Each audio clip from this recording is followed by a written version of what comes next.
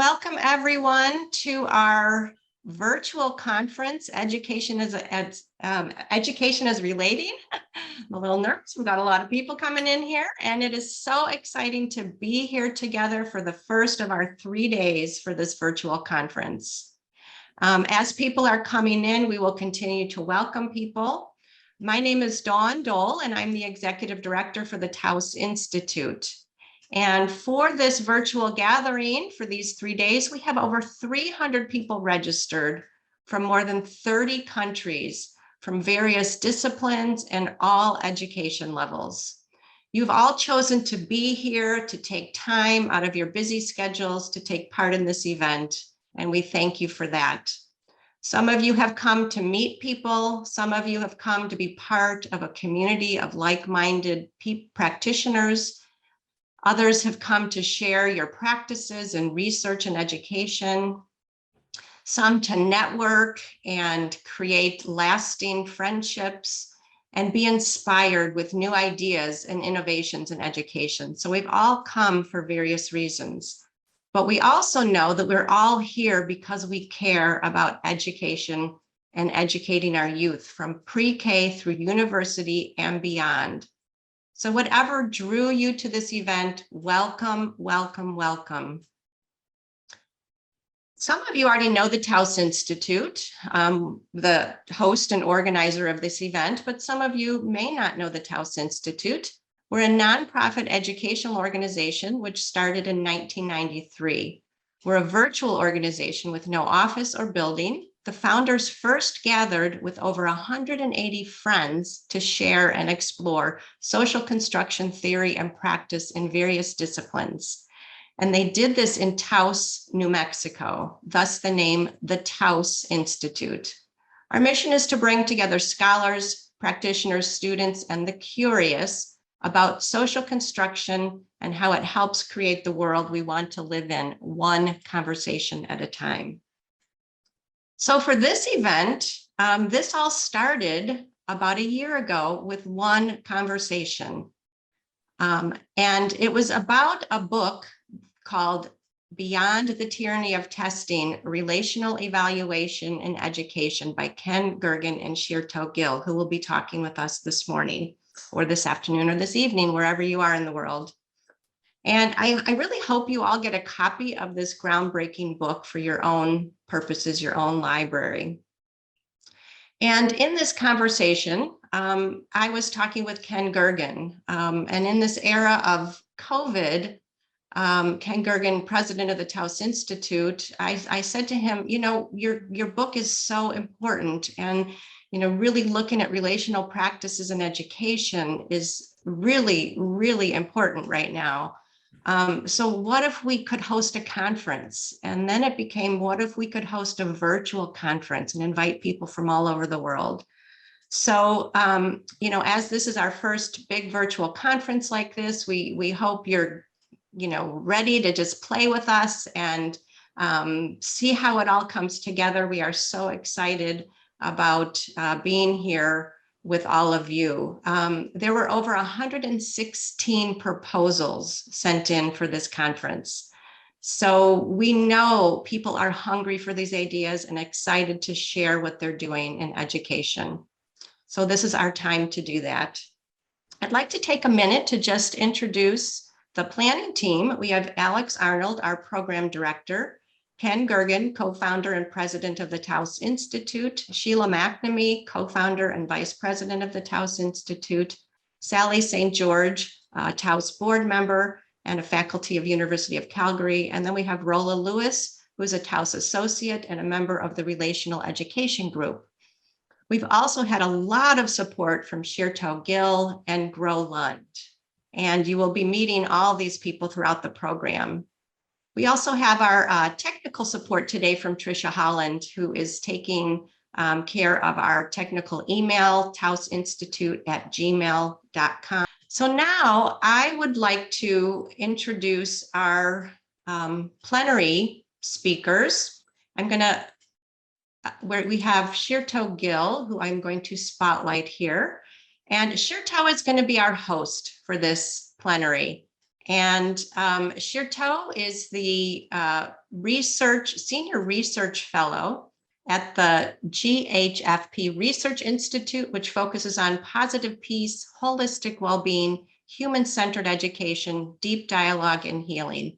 She's also a visiting fellow and an associate lecturer at the University of Sussex's School of Education and a director of UNESCO Research Project on Healing the Wounds of Slavery. Scherto's research interests center on understanding peace, well-being, and flourishing, and as holistic and dynamic processes. And this plenary is titled Education for the Global Future, the Relational Core. So Scherto, thank you so much for hosting this plenary, and I'm going to bring the panel on so you can introduce them. So here we go. I'm going to find everybody. And here we go. Thank you. And hello, everyone. Welcome to this dialogue. What an auspicious day on this day of light and hope brought by our colleagues from India. Welcome to all of you to take time from Diwali and join us. So I feel most privileged to be given the opportunity to host this conversation amongst the three most visionary thinkers and educationalists. So let me welcome our speakers. Dawn already mentioned Professor Kenneth Gergen, a social psychologist, a senior research professor at Swarthmore College, and Dawn mentioned he's a co-founder and the current president of Taos Institute. And many of us here are familiar with the fact that Ken is a major contributor to the development of social construction and relational theories. Next, it's my honor to introduce to you Dr. Pilvi Torsti, State Secretary of Finland, who for over 20 years has played important leadership roles in fields including education, research, innovation, public policies, enterprises, both in Finland but also globally. And Pilvi is an adjunct professor for Helsinki University. But what also interests us is she founded and co-founded United World College in Mostar and Helsinki International Schools.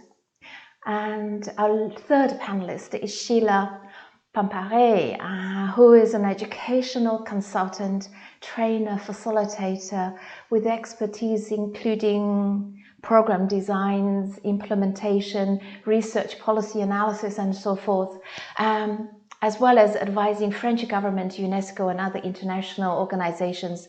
Sheela also contributes to newer educational visions in countries, especially in the global south. A warm welcome to all three of you. Well, we just heard in Dawn's introduction, this conference is really interested in highlighting and sharing innovative practice for educational transformation. And in today's time, Wales COP26 is going on, and the world is in desperate need for new vision. So obvious question to start this panel is, why is it important to lay such an emphasis on relational process and the idea of education as relating in our thinking about transformation and regeneration? So Ken, I wonder if you would like to start by sharing some thoughts.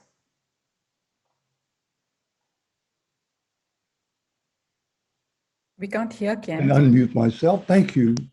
Yeah, as Dawn said, here we are in the ballroom, and we're ready to dance. And I think as I look at that program, which is fantastic to me, and see all of these various contributions coming from around the world, incredible array of innovative ideas and practices, I feel a sort of sense of reaching out, trying to find other hands to hold, as if somehow we sense that something is needed, that somehow we've got to come together. And I see, by the way, Sheela and Pilvi as helping us just to move into sort of a common consciousness.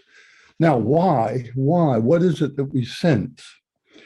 Well, for one, clearly the global problems that we have right now are enormous and life-threatening. The environment and the pandemic are only two cases but we're increasingly aware that somehow we've got to work together.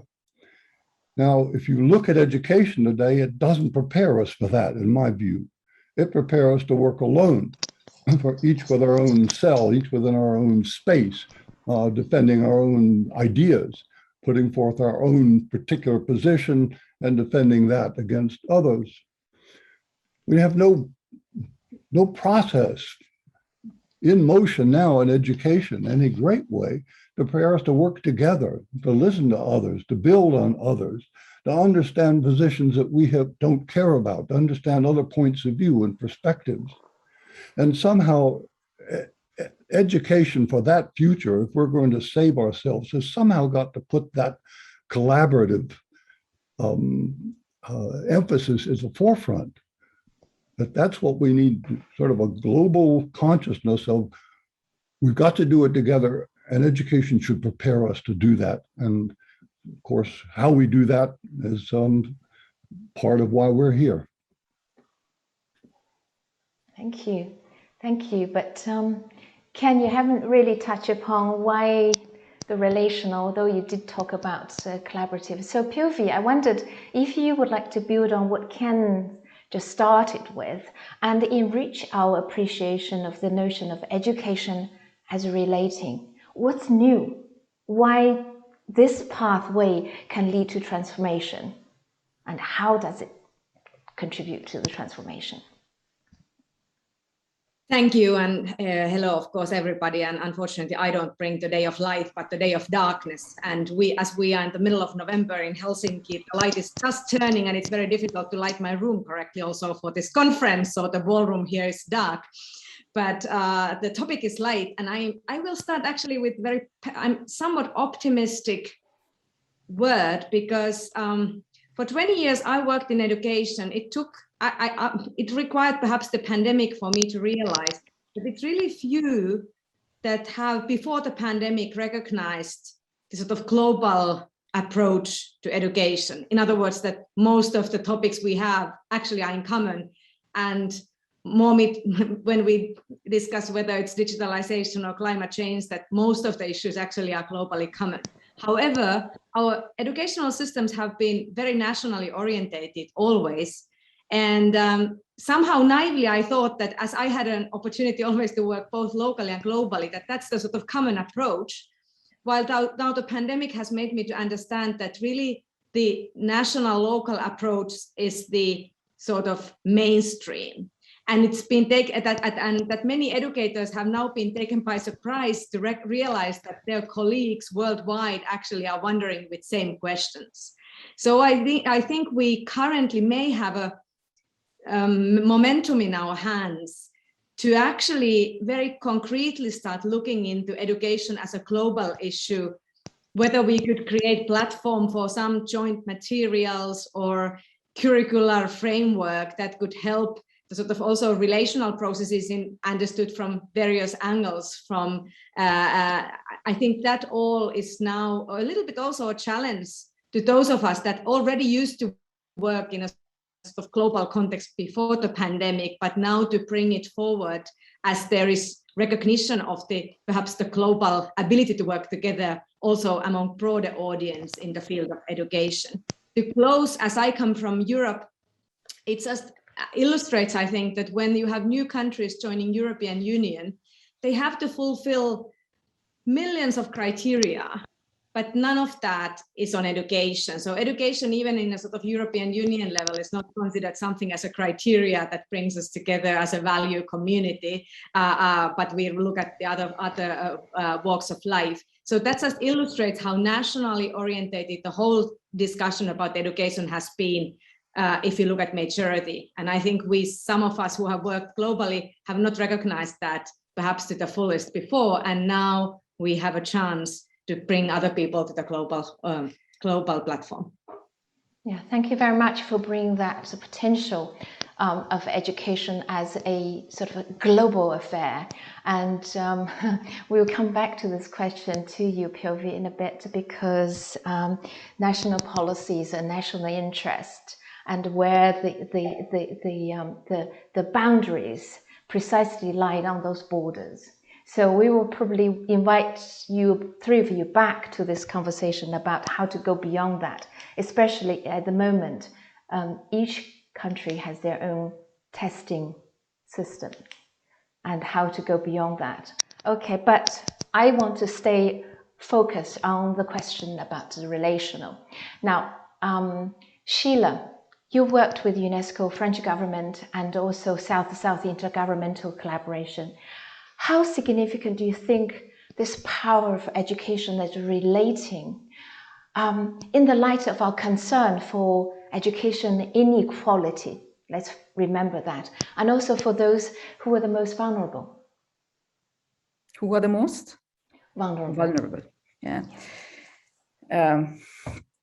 Well, the way in which I think, I'd like to see it is really from a systemic perspective. The reason why we are not being able to address this relational aspect, through education is that the system was not designed to address this relational aspect.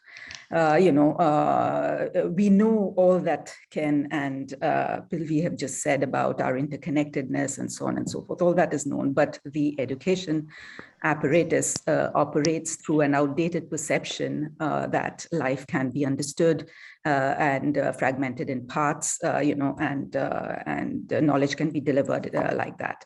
So therefore, education still is a process that is dissociated from real life.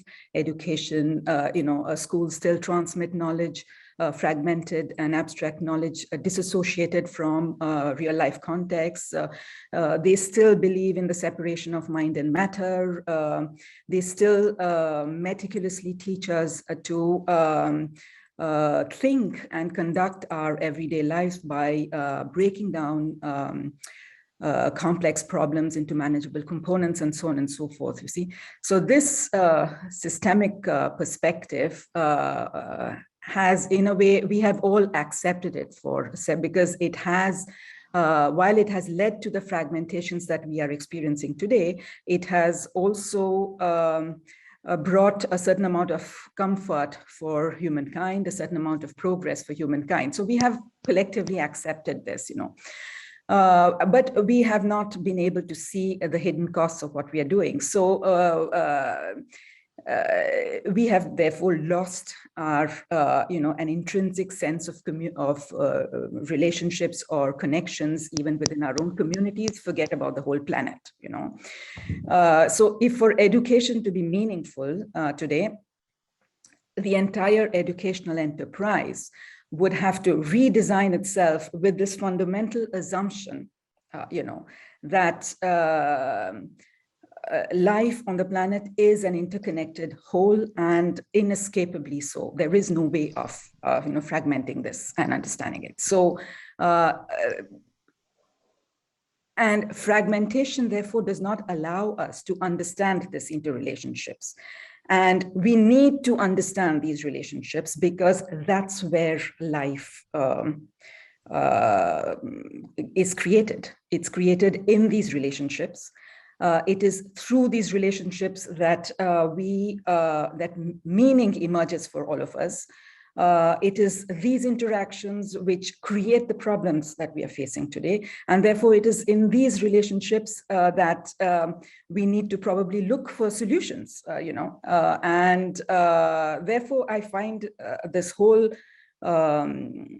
shift of focus on education as relating, becomes very important because but we have to understand it, I think, from this systemic perspective, of a shift from education as, the possibility of understanding the world through fragmentation as against the possibility of understanding the world through its interconnectedness.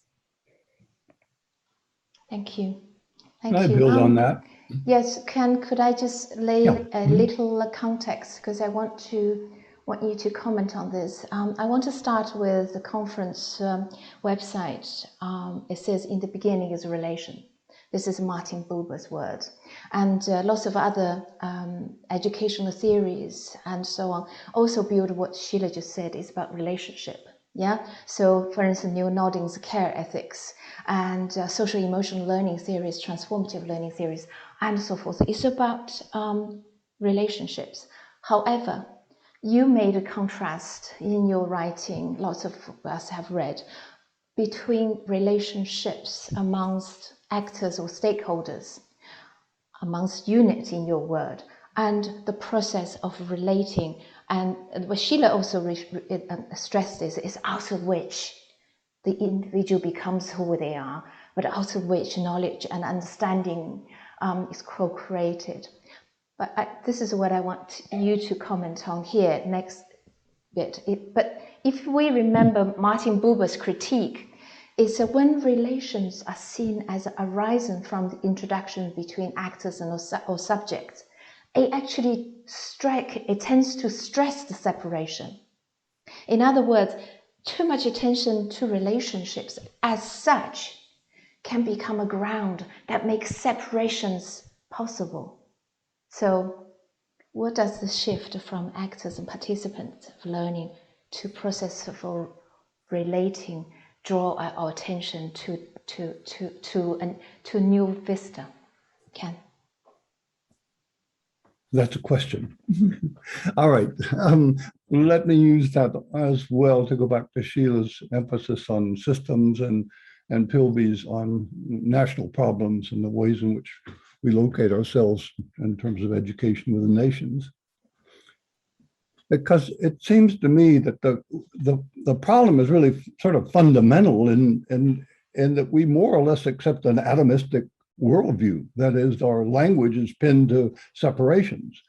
Individuals in this case, in terms of each of our boxes that we occupy, but indeed the way we understand the contents of the world, items. And that basically is why we educate individual students, grade the individual students by themselves, have them do their own work and so on, why we have individual nations, communities. In fact, we just understand the world in some sense. Sheela is fragmented, it seems to me. It's like built into our ontology of language. And like you, Sheela, I see that as sort of totally misleading. It's not that the persons come together to form relationships, but it's the process out of which we become who we are. So that, in language is the obvious case, if each of us stayed within our little boxes here, there would be nothing. And language can only be co-created. So everything that is intelligible to us has been co-created. So why not go back to that process for the life source of education? Now, let me go to the national level, because here it becomes deeply consequential for all of us, and that is nations think of themselves like individuals. We're separate states, and we're in competition. So fundamentally, the process we've created for ourselves as nations is competitive. So if that's the process, we'll compete. Now you could set us, I've disappeared here. Yeah, thank you, Dawn, for telling me that the unexpected is going to happen. It just did. Let me just finish off here and I'll come back for a moment. That if you set the three of us into an argument, like for who's right, we would argue. The process would create us as argumentative. You've set us into a cooperative relationship here, and we're really being nice to each other. Thank you, Scherto. Okay, I'll be back soon, I hope. Thank you. Let me just follow that thought. Some people might regard this relational approach to education as a response to what we call it neoliberal reform, and neoliberal thoughts tend to lean on a logic that arises from economy, from business world, and which the conference has constructed, treating education as a mode of production, learning as a mode of production. And now, following what we just have been put out, when you focus on students as individual and as units, then what it would tend to happen is to measure the correlation between input and output, And Pilvi, this comes back to your national concern and a global interest. You know, all countries wants to know to what extent education or any kind of process is effective. And the only way they seek and understanding of that effectiveness is often through measuring, seeking the correlation between, let's say, between input and output. And this logic has been seen as a threat because it threatens the flourishing of those people who are actually involved in the learning process, but also it threatens the very flourishing of the relational process, which is a key to people's well-being. So Pilvi, as an education, how do I actually, as a politician, how do you see the potential for moving beyond this national needs to ascertain an investment? And how do you actually see the potential of political leaders holding hands to make education a global affair?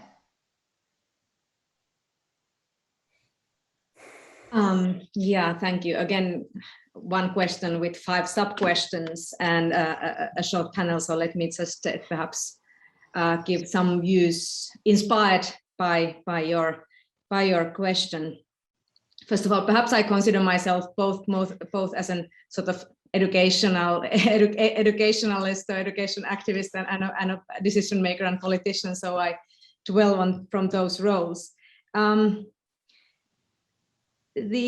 wouldn't actually say that the national competition between education systems is necessarily the greatest obstacle for sort of global cooperation, finding relations. It's simply the structures, as Ken very well described. I mean, we have developed our mass education system to answer the need or will to educate everybody, which was of course a beautiful idea to begin with. I don't think we should forget that it's not that old, late 19th century idea that let us try to educate everybody. And so it became a sort of goal of a nation state because nationalism was created at the same time. However, we moved to a time where if we are to solve the problems of our time, we need to do it together, and most of those issues are also common. So it is just in a way profitable for all also to address certain issues together rather than try to figure out the answers inside every single system.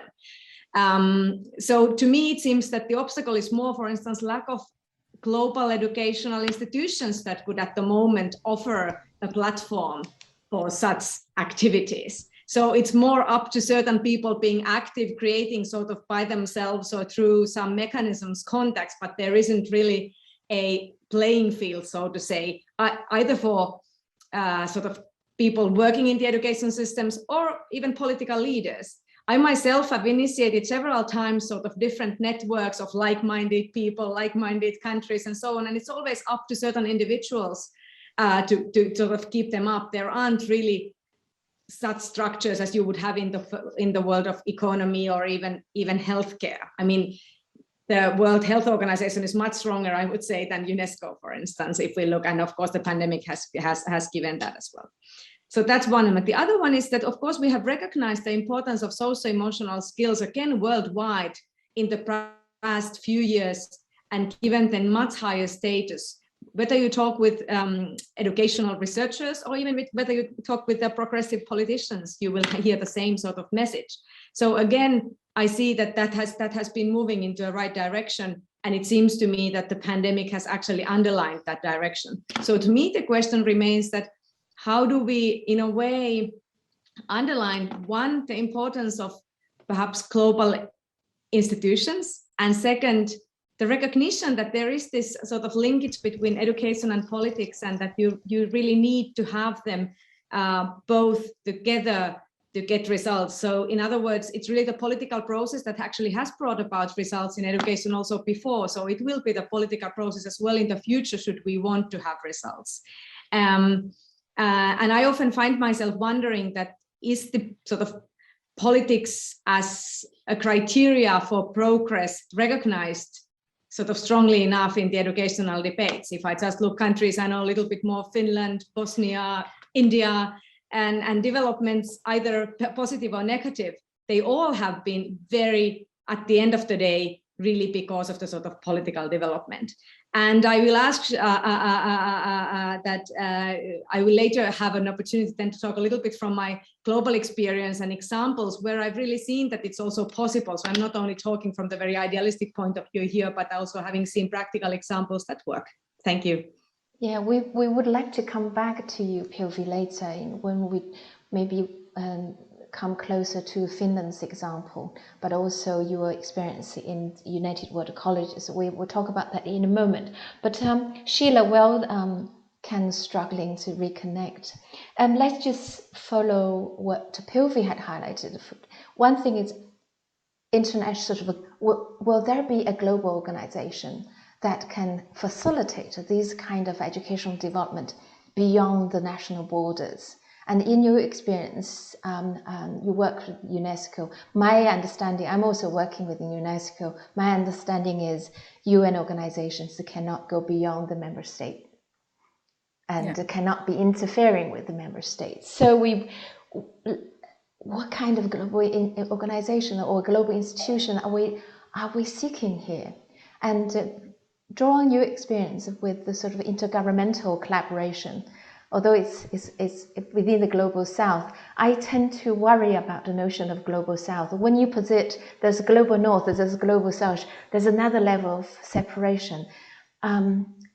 Leave that aside. So in your experience, coordinating sort of intergovernmental collaboration, is there a hope for that global institution that Pilvi had proposed? Well, in fact, I had been thinking of that all the time that I was listening to Pilvi. But yes, so there is this very young, new intergovernmental organization for education, for cooperation in education among the countries of the Global South, which is called Organization of Educational Cooperation.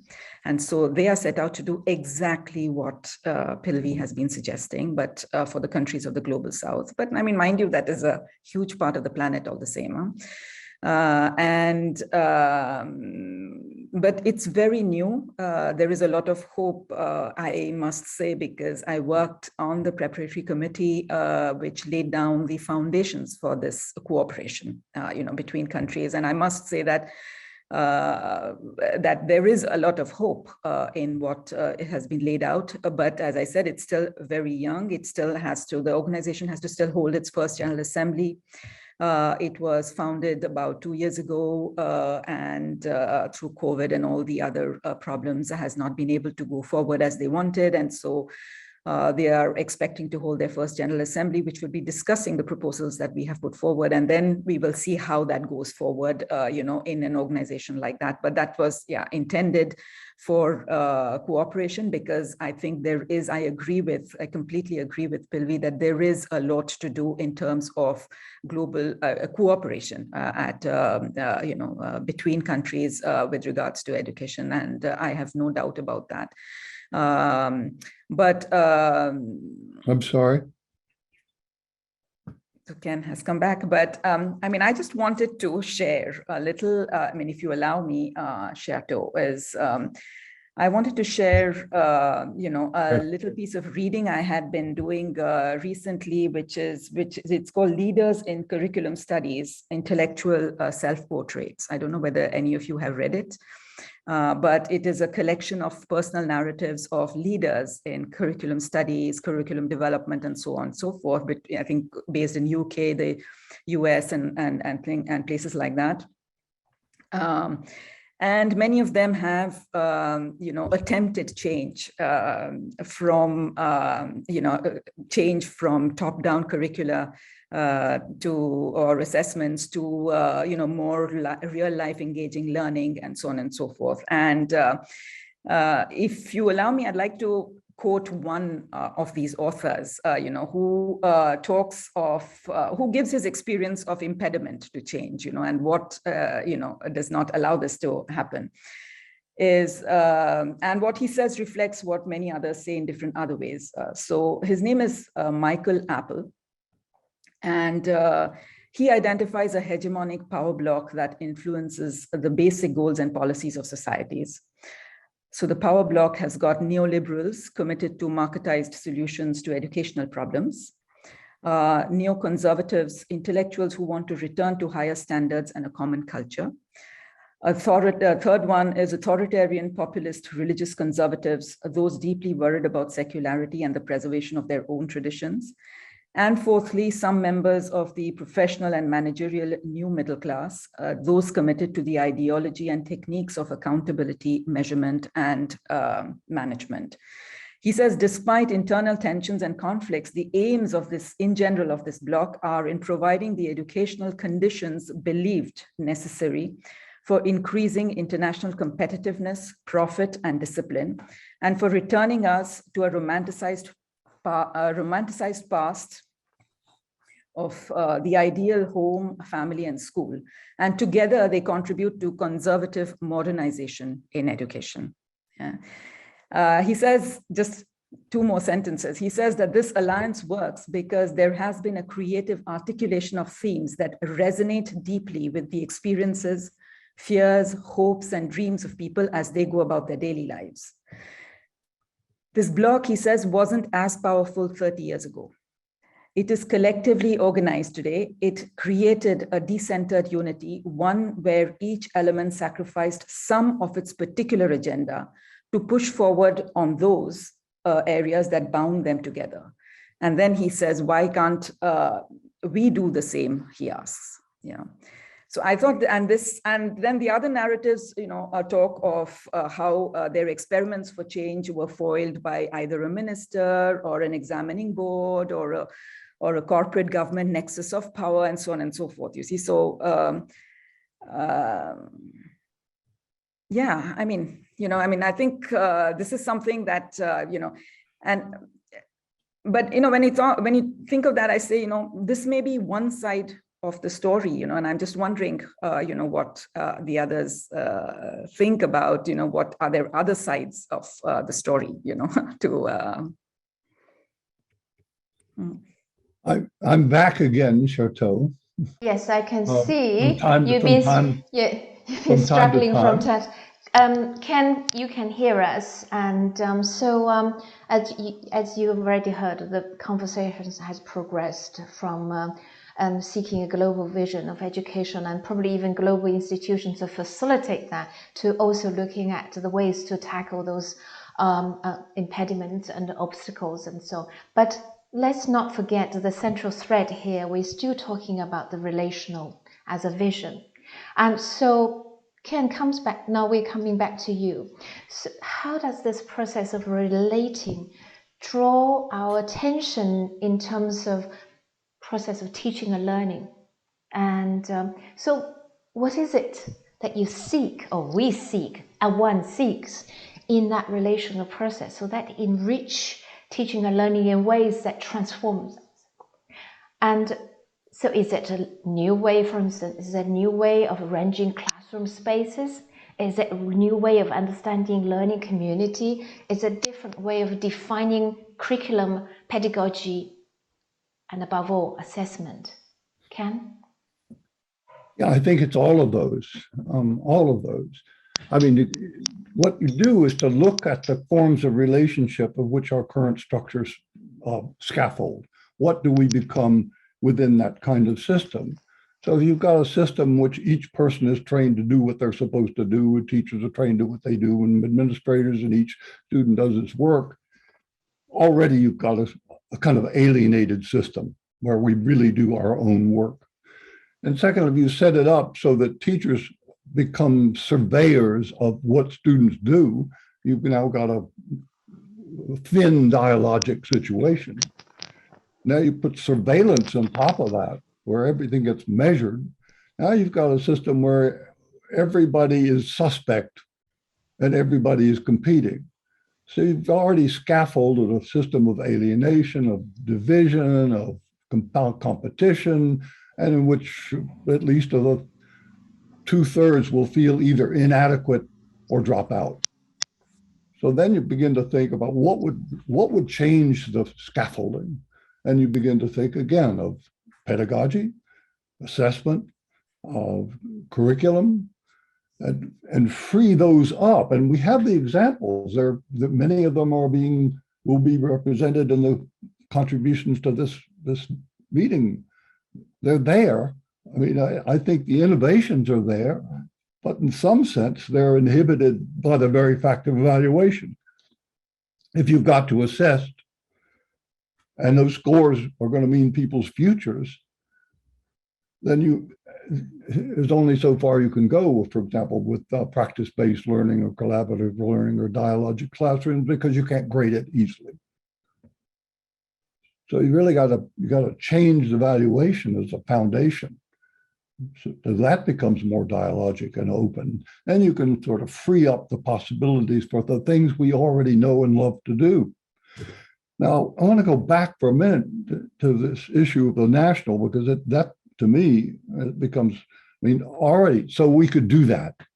But if this doesn't make any sense to nations who start comparing about which is the best educational system, and we have to all live up to the Finns or the Chinese or whatever, we're back in that competitive mold where we will not give up evaluation. So somehow you've got to work from bottom up and top down, and it gets a little bit daunting to think that that's also going to be related to the economic situation and neoliberalism. And what do we have to do? Change the whole world in order to be able to do this?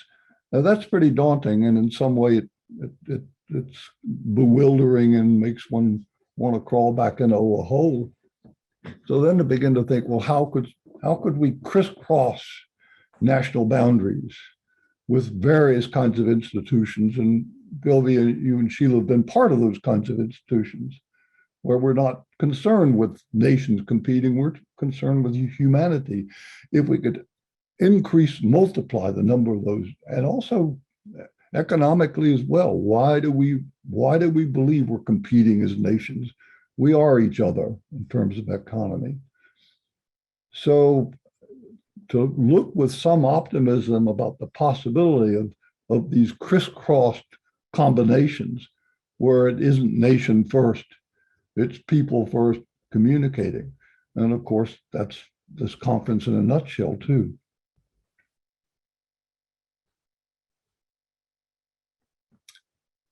You're on mute. Sorry.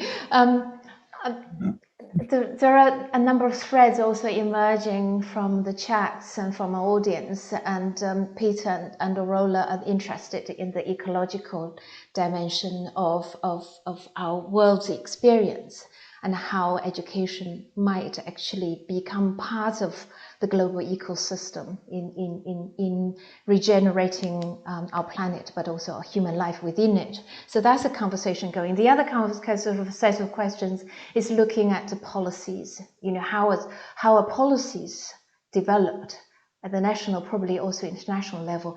And all three of you, Sheela and Pilvi, were at our high-level dialogue. We this year for the G20 forum, we hosted the Global Listening Initiative, bringing young people into the process. Let young people share their perspective, forward young people's perspective in the policy making. And we managed to present it to the G20 leaders, a policy brief that's entirely based on young people's ideas and perspective. So it's bring that voice, not only to the policymakers, but also bring young people in direct conversation, dialogue with Pilvi and others. And so that's about policy making. Can we, for the three of you, can we fold these questions together in a sense that how does the relational process become part of the policy making? Listening, dialogue, collaboration, and so on. And so that's one. And this, how does policy, this kind of global policy, education policy, global policy, address our most difficult, we are at the most difficult juncture in human history. How do we address this kind of escalating environmental emergency? Bring these two questions together. So, Pilvi, would you like to start? Yeah, sure.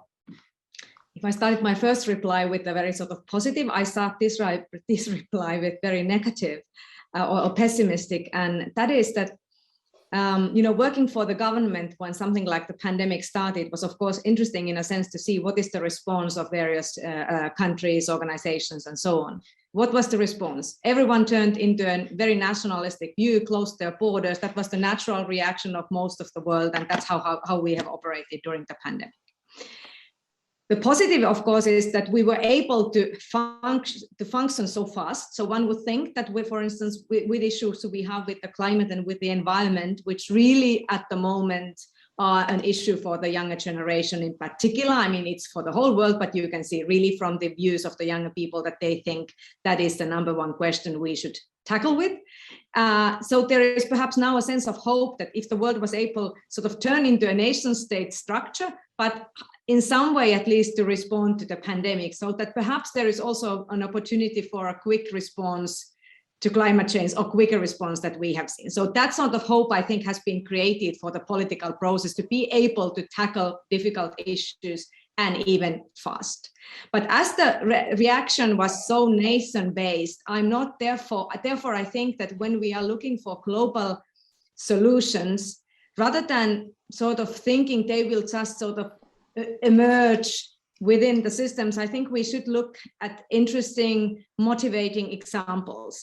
I was very thrilled to hear about this Organization of Educational Cooperation. It's exactly like something, and I will look it up, and I think that's one answer. If you look at Finland, one thing that is interesting in the curriculum is that curriculum is so different things in different countries. We have an approach to curriculum which is a framework. So it really actually allows for the relational process, and it allows for a very, very holistic approach that we are discussing here, I think, more broadly. While you have also approach to curriculum in some other systems, which is extremely strict. So it doesn't allow for any holistic approach, not to speak about relational approach to evaluation and what have you. So again, I think we need to be precise when we say that curriculum is not an answer. It may be, but it has to be a certain approach to curriculum so that it allows for that kind of holistic approach. And finally, the example I wanted to bring into this conversation, which we also discussed a little bit in the chat, is the movement United World Colleges that I have been happy to be part also both as a graduate in 1990s and then as a co-founder of a school and currently chair of the board. And that movement was born in early 60s. And interestingly enough, very much by nation states who wanted to send their pre-university aged bright young people to study together to build better world. So very much this sort of post-Second World War thinking. And if there is one thing from the UWC, so one or two things that one could, I think, could learn out or take out is that through this experience, first of all, they have created the IB Diploma, which has perhaps become the most broadly recognized international diploma. Yes, in many ways, perhaps elitist, but at the same time, at least an proof that you can have global diploma. And that's for instance, why we are in former Bosnia and Herzegovina in the post-war context where the school was divided after the war. So the IB has brought an answer to that divided system. And the second element is that as part of the United World Colleges 60 years, they've developed, for instance, social service being as part of the curriculum. So you have something which in a way is a must to be it's like math of your weekly program to also work with refugees or NGOs or environmental organizations. And I'm myself thinking currently that could be, for instance, propose nationally here in Finland, something like that, a sort of service as part of a curriculum. So again, you have the curriculum, but you can use it for a bit more broadly. That's how I would look into this question. That's really interesting. Ken, we don't know whether you're back or not, so no, we'll just move on to Sheela. Let's give it crisp, quick comment so that I want to make use of the next 3 minutes for a bigger question. Sheela. Well, I mean, actually, in the course of all of this, what is the crux of the question? Because Pilvi spoke of so many things in there that I'm lost with the real question. I mean, the main question probably you could comment on the other side where we talked about policy. We talk about the education that's part of the ecosystem, and perhaps you could talk about the policy process by involving young people. And I think that's kind of an important aspect in terms of relational process.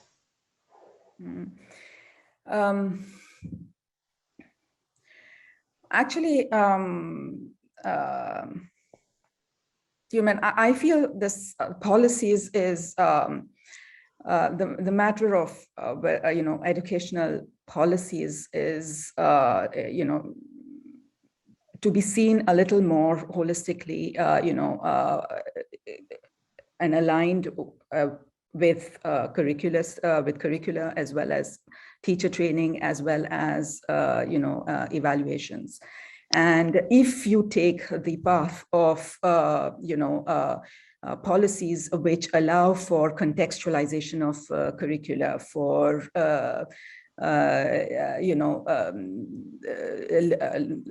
larger social and cultural learning, networking with larger social and cultural learning landscapes, and so on and so forth. I mean, if you get into that process, then automatically youth get engaged with, because contextually, locally, you are,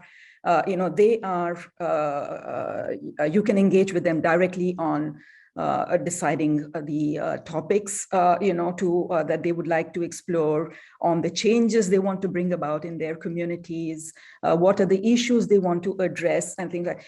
You cannot, I mean, I do not believe in, let's say, a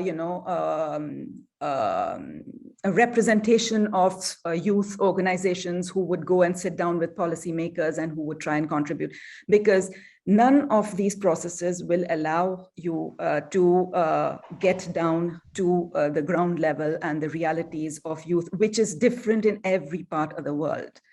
So you should, I mean, I think it's a whole systemic change that has to be made about. And if you give me a chance, I will, I can express what I think, my way of explaining this systemic change. Yeah. Mm.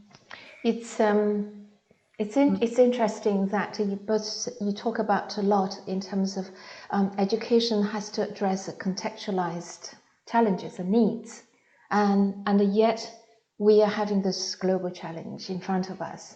So there's one side, and education has to address very specific local needs. In the meantime, we have to see humanity as a we. So yes. It's almost like it's interesting what we have built together in this panel is that the relational process is precisely what doesn't dichotomize the specificity of people's realities and the localized needs and the global. In a sense that is precisely through this relational process can these be drawn together. And that service learning, and which echoed in the chat by others, in the sense that precisely bring that relational to the community. So education is not should be not alienated within the walls of the schools, but more broaden it to both partake in the community's regeneration. In doing so, you reflect on the kind of the flourishing of the person. I want to play a devil's advocate, because this is something that lots of countries will come immediately at the first obstacle. I saw we have Chinese participants here. We also have people from India and other countries, Mexico.